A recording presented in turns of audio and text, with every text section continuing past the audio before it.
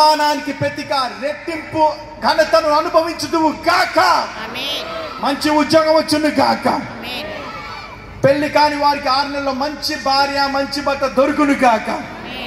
పిల్లలు లేని వారికి వచ్చే సంవత్సరం ఈ నాటికల్లా గర్భ ఫలము కలుగును గాక.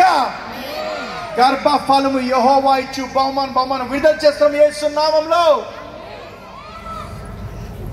నీ దేహంలో ఉన్న ప్రతి అవయవం నూతనపరచబడును గాక. నీ పిల్లలు ఇంటికి తిరిగి వచ్చును గాక.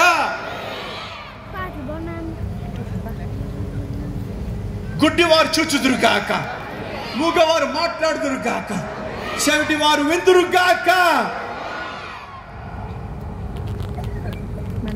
నువ్వు ఈ లోకానికి వెలుగై ఉన్నావు.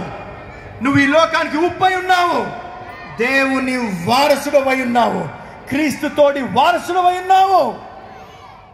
ఈ రోజు నుంచి నీ జీవితం మునుపటి వలె ఉండనే ఉండదు.